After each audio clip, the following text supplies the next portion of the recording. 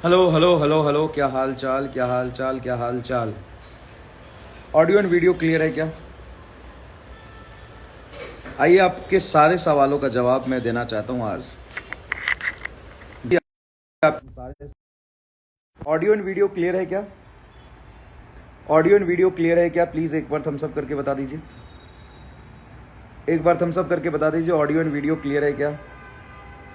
Hello hello hello hello everyone, hello everyone. तो मैं आज आपके सारे सवालों का जवाब देना चाहता हूं। बहुत इंपॉर्टेंट वीडियो होने वाला ही है।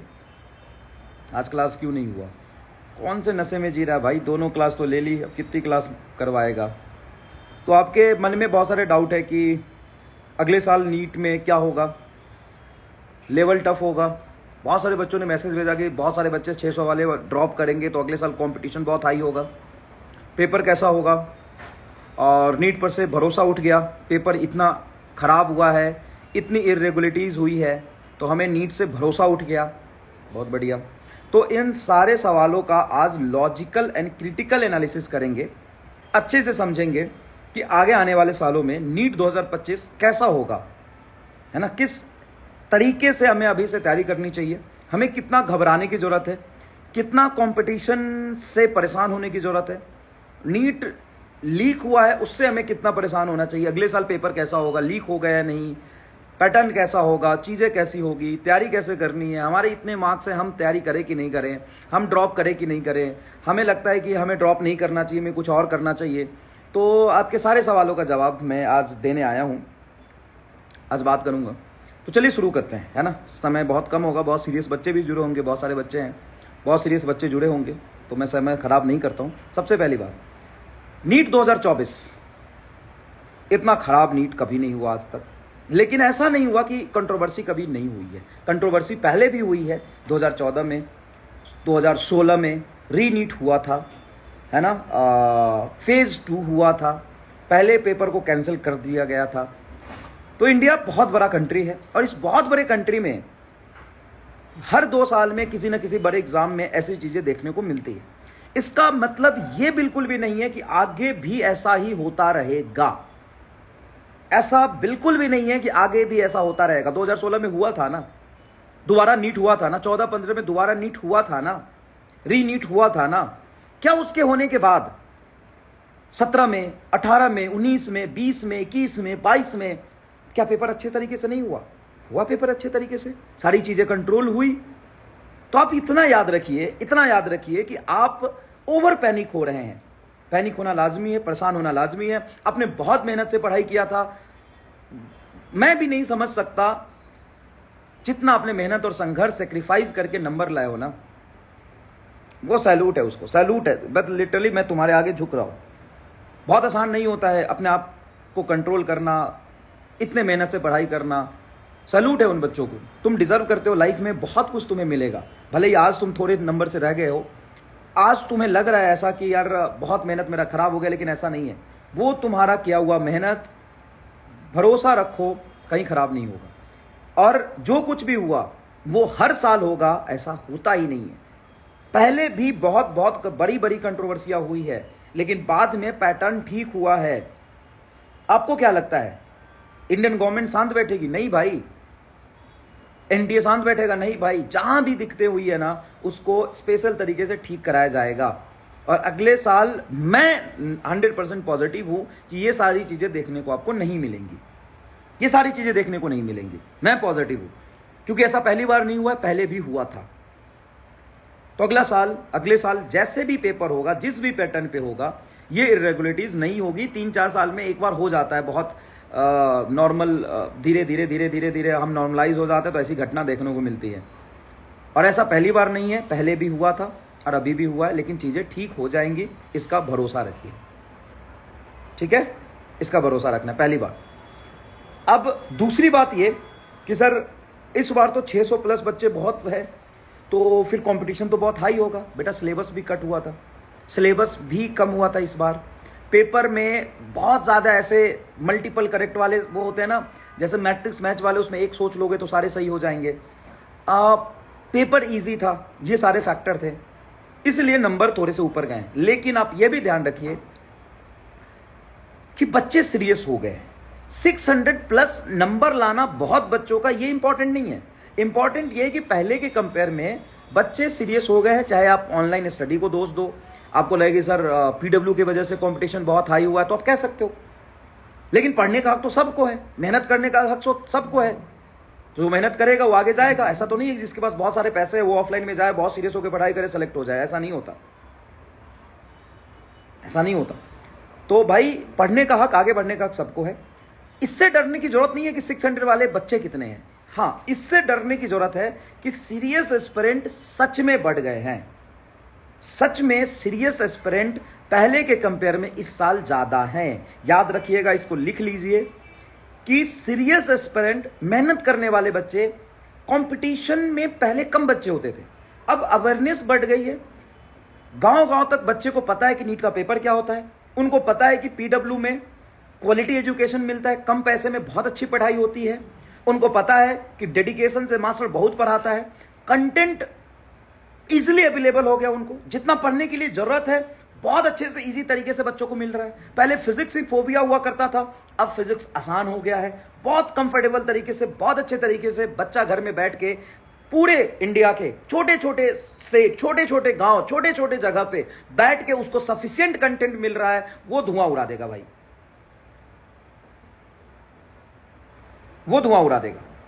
तो भाई मेहनत बच्चे ज्यादा करने लगे हैं, सीरियस बच्चे बढ़ गए हैं। अगर आप ये सोच के आ रहे हो कि नहीं मुझे जान लगाना है बहुत अच्छे से, और देखो कंपटीशन की तैयारी करने का मतलब ये नहीं है कि तुम अपने जान को दाव पे लगा दो, ये मतलब नहीं है। मतलब सिर्फ इतना सा है कि ऑनेस्टी से, डेडिकेशन से पढ़ाई करने की जरूरत है आपको।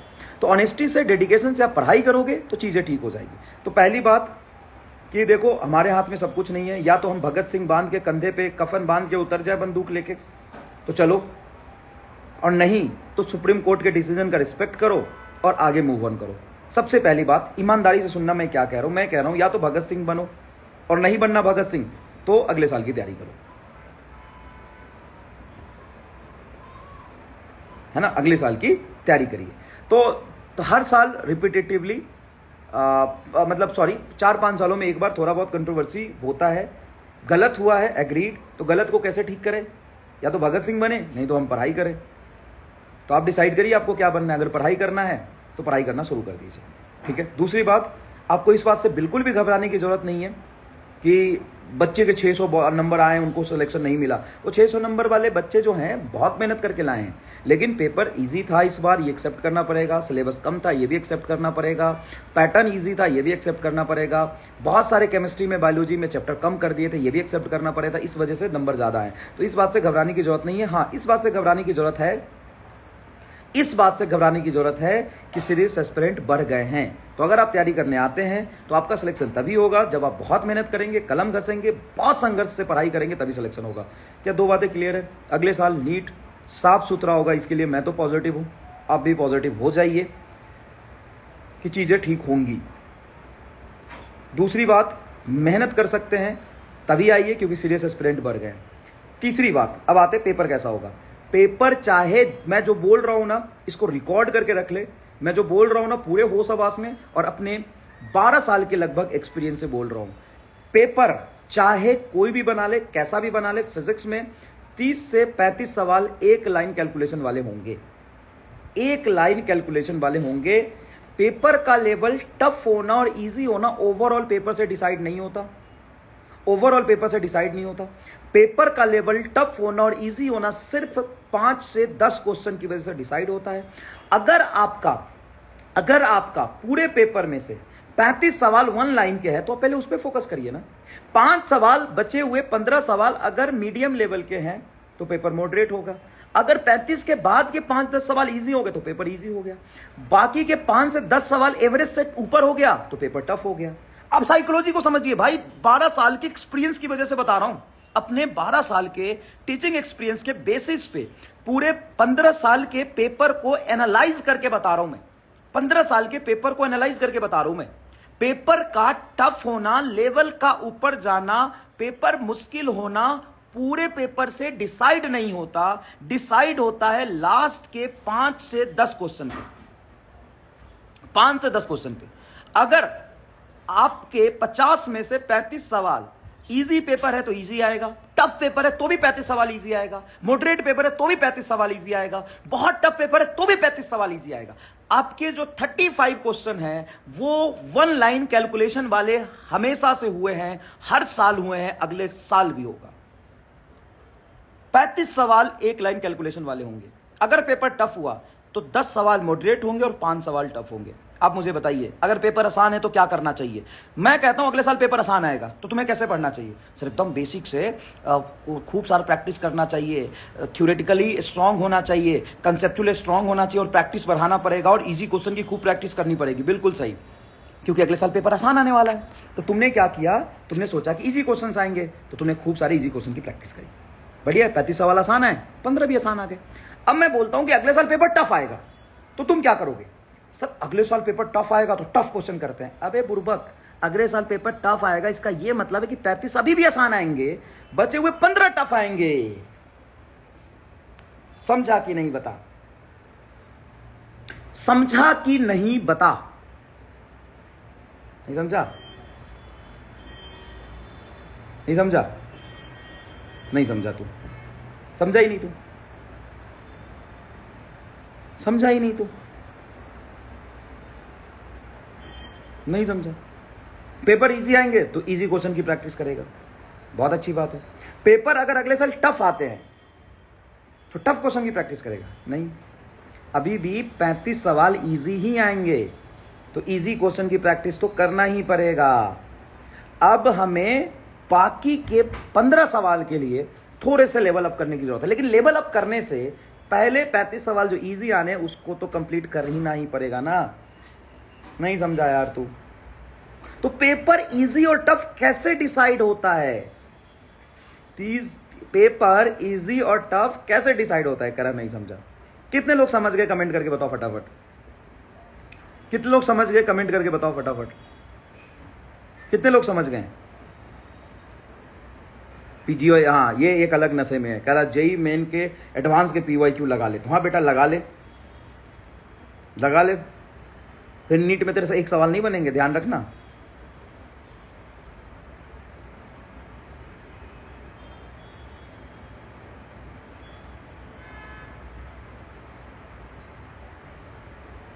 समझ गया बेटा? तो प्लीज आज के बाद से परेशान मत होना और ये बार बार हर जगह घूमने की जरूरत नहीं है कि पेपर कैसा आएगा। सुन, मैं फिर से रिपीट कर देता हूँ अपनी बातों को, अगर तूने नहीं सुना है तो। पेपर अगर इजी आता है इसका मतलब है 35 सवाल इजी होंगे और बाकी के 15 सवाल भी इजी और मॉडरेट होंगे। पेपर अगर मॉडरेट आता है इसका मतलब है 35 सवाल इजी होंगे, बाकी के 15 सवाल मॉडरेट होंगे। पेपर अगर बहुत टफ आता है इसका मतलब है 35 सवाल इजी ही होंगे और बचे हुए 15 सवाल मॉडरेट और टफ होंगे। क्लियर है ये बात? क्लियर है ये बात? हाँ सर क्लियर है। अब तेरा पहला सवाल मैंने क्लियर कर दिया कि अगले साल क्या होगा। तो देखो, हर 3-4 साल के ड्यूरेशन में कंट्रोवर्सी होता है, लेकिन उसके अगले साल चीज़ें ठीक हो जाती है। तो अगले साल चीज़ें ठीक हो जाएगी, मैं इसको लेके बहुत पॉजिटिव हूँ। पहली बात तो। दूसरी बात कि बहुत सारे 600 वाले बच्चे हैं तो कंपटीशन टफ हो जाएगा। नहीं, इससे फ़र्क नहीं पड़ता है कि कितने बच्चे 600 वाले हैं। फ़र्क इस बात से पड़ता है कि बच्चे सीरियस हो गए हैं। तीसरी बात सर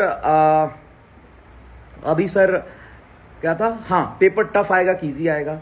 टफ आएगा इजी आएगा मैंने बता दिया कि पेपर टफ आए, इजी आए, मुश्किल आए, 35 सवाल इजी होगा, बाकी के 15 सवाल तो बिल्कुल अगले साल पेपर का लेवल थोड़ा सा, जो 15 सवाल है, मैं 15 सवाल की बात कर रहा हूँ, अभी भी 35 सवाल तो इजी आएंगे, 1 लाइन कैलकुलेशन वाले आएंगे। आज भी कह रहा हूँ, मैं लास्ट तक कहता रहूँगा, मैं एग्जाम में देख लेना। तो पेपर जो इजी आने हैं वो 35 सवाल इजी आएंगे, जो थोड़े टफ आने हैं 15 सवाल और 20 सवाल थोड़े से मॉडरेट आएंगे। उसके लिए हाँ बिल्कुल लेवल अप करने की जरूरी है, थोड़ा सा टफ क्वेश्चन करने की ज़रूरी है। वो मैं यकीन 2.0 में आपको असाइनमेंट 2 के फॉर्मेट में दे रहा हूँ, उसका सॉल्यूशन भी दे दूंगा, वो आप कर लोगे, आप क्लियर हो जाएगा, कोई दिक्कत नहीं है, क्लियर हो जाएगा, कोई दिक्कत नहीं। अब तीसरा सवाल जो सबसे इंपॉर्टेंट है कि सर हमारे 550, 600, 650 नंबर आए हैं, हमको आगे कैसे पढ़ना चाहिए? तो आपको पहले बैठ के एनालाइज करना चाहिए कि आपके नंबर किस वजह से कम आ गए। थोड़े से 610 हैं तो 610 थोड़े से कम क्यों रह गए, 620 क्यों रह गए? प्रैक्टिस की कमी थी। बहुत सारे चैप्टर्स आपके बहुत अच्छे होंगे, कुछ चैप्टर्स आपके खराब होंगे। तो जो चैप्टर खराब है सिर्फ आपको वही पढ़ना है।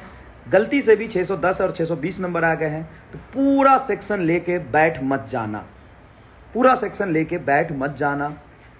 इस बात से परेशान होने की जरूरत नहीं है कि भाई मेरे नंबर तो 610 ही रह गया, मैं पूरे से फिर से तैयारी करूंगा जीरो से। जरूरत नहीं है जीरो से तैयारी करने की। अब बैच में जाइए। फिजिक्स वाला अगर 600 से ज़्यादा मार्क्स हैं आपके तो अलग सर ने ही बोला है, और हम लोगों ने पहले डिस्कस भी किया था कि जो बच्चे 600 नंबर ला रहे हैं, बहुत मेहनत से लाए, उनको बैच में थोड़ा सा बेनिफिट देना चाहिए। तो 600 प्लस वालों को बैच बिल्कुल फिजिक्स वाला आपको फ्री में दे रहा है, लेकिन वो तभी मिलेगा जब आपके रिजल्ट आ जाएंगे। आप फॉर्म भर देना, गूगल फॉर्म जो आपको मिलेगा, उस गूगल फॉर्म में आप अपना डिटेल डाल देना, डिटेल वेरीफाई हो जाएगा, फिर आपको बैच मिल जाएगा। तो जब वो बैच आपको मिलेगा तो आपको क्या करना है कि जाना है बैच के अंदर और वही चैप्टर आपको पढ़ने हैं जो आपके कमज़ोर है। और आपको इतना ज्ञान होगा, अगर आपने 600 प्लस नंबर लाए हैं तो आपको इतना तो ज्ञान होगा कि आपका कौन सा चैप्टर ईजी है, मतलब आपके लिए ईजी है, कौन सा चैप्टर आपको टफ जाता है, कौन सा चैप्टर में कंसेप्ट आपके क्लियर नहीं है। सिर्फ वही चैप्टर करना और क्वेश्चन प्रैक्टिस ज़्यादा से ज़्यादा करना। ठीक है, तो ये 3-4 बातें हैं जो मैंने सोचा बच्चों को बता दूं मैं।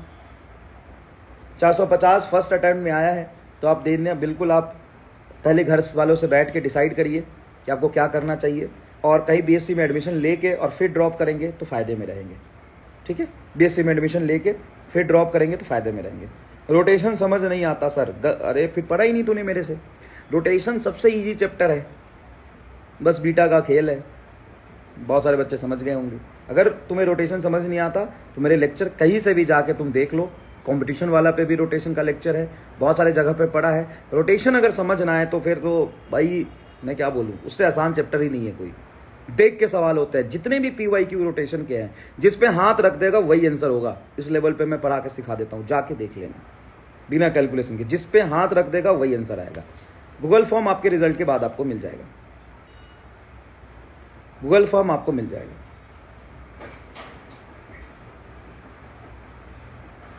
ठीक है, अब आपके कुछ डाउट है तो 12th में 11th कैसे करें।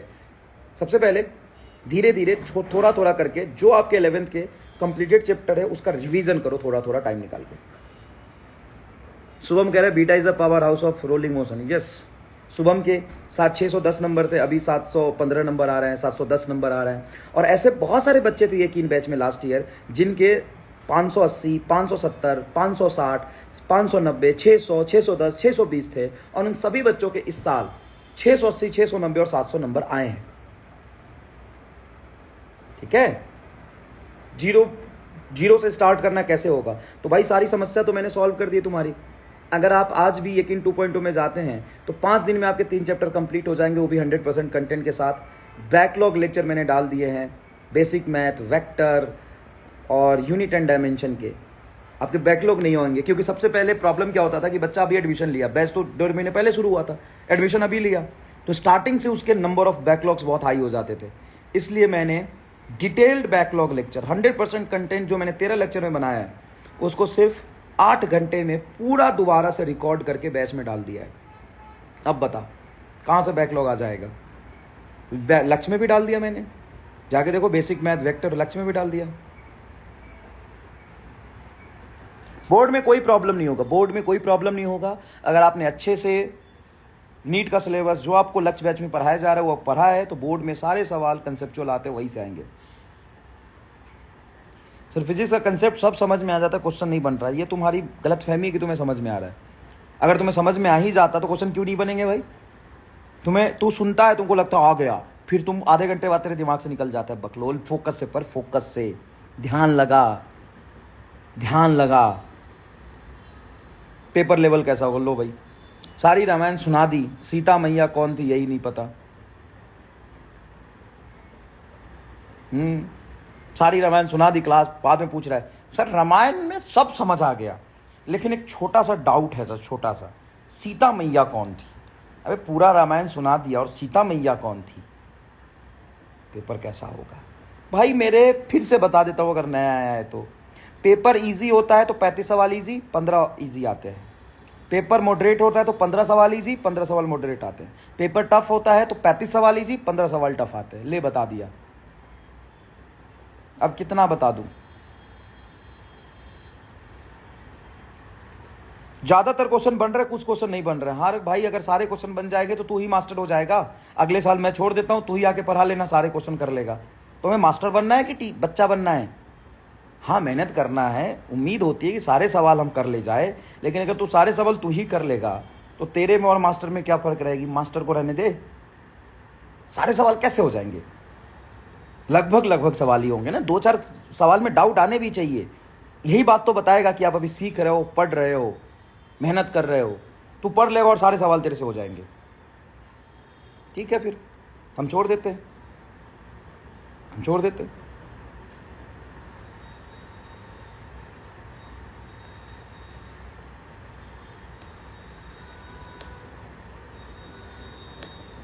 तो भाई बच्चे के एटीट्यूड से पढ़ाई करेगा ना यार।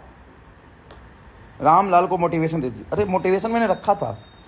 अरे ये जेब फटा हुआ है, कहीं गिर गया, देखना ये जेब फटा हुआ है। यही मैं संभाल के रखा था तेरे लिए मोटिवेशन, कि मैं आऊँगा, तू आएगा तो मोटिवेशन दूंगा, लेकिन जेब ही फटा हुआ था, मोटिवेशन कहीं गिर गया तेरा। अरे देखना जेब फटा हुआ है, यहाँ से मोटिवेशन चू गया नीचे। ओहो, फिर दोबारा जाके लाऊंगा तो दे दूंगा।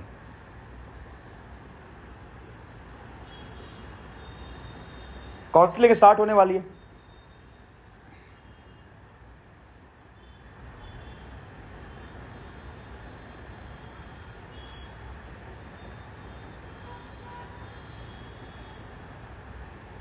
लेकिन 2.2 बहुत बैकलॉग हो गया भाई। अब कितना तुम्हारे लिए कर दूं? इतना तो तुम्हारा इतना तो डिटेल में लेक्चर, बैकलॉग लेक्चर रिकॉर्ड करके दे दिया तुम्हें, अभी भी कह रहा है बैकलॉग हो गया है।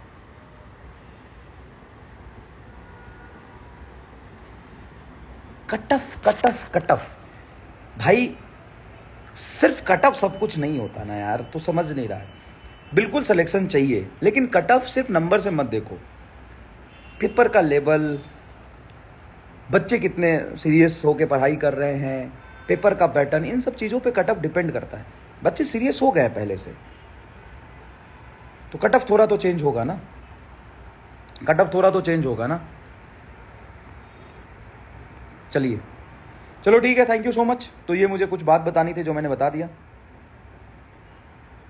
ठीक है, ठीक है। लक्ष्य, करंट इलेक्ट्रिसिटी का समरी लेक्चर चाहिए। चल रिकॉर्ड करके देता हूँ, चल चल पहुँच, मैं आता हूँ, चल मिलना है आपसे। सेलेक्ट हो गए, मिल यार, ये तो बहुत बड़ा दुख है, मैं क्या बताऊँ। हर साल मेहनत करते हैं पूरे साल, और लास्ट में उम्मीद रहता है कि जो बच्चे मेहनत करके इतने सेलेक्ट हो गए उनसे हम मिले, लेकिन इस साल तो वो भी मेहनत पे पानी फिर गया। कोई बात नहीं, होता है, लेकिन मिलेंगे, देखते हैं।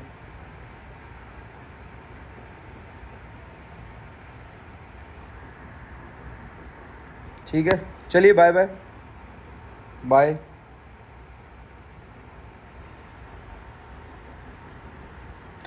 कुछ समझ नहीं आ रहा बीएससी कर लेना है चाहिए या नहीं। एक काम करिए, बीएससी में एडमिशन ले लीजिए पैरेलली, और साथ साथ थोड़ा पढ़ाई यहाँ से कर लीजिए। मतलब देखिए, थोड़ा पैरेलली पढ़ाई कर लीजिए। बीएससी में कहीं भी आप एडमिशन लेंगे तो इतनी ज़्यादा पढ़ाई नहीं करनी होती है बीएससी में, तो आप बीएससी में एडमिशन ले लीजिए और थोड़ा थोड़ा पढ़ते रहिए आके, ठीक है।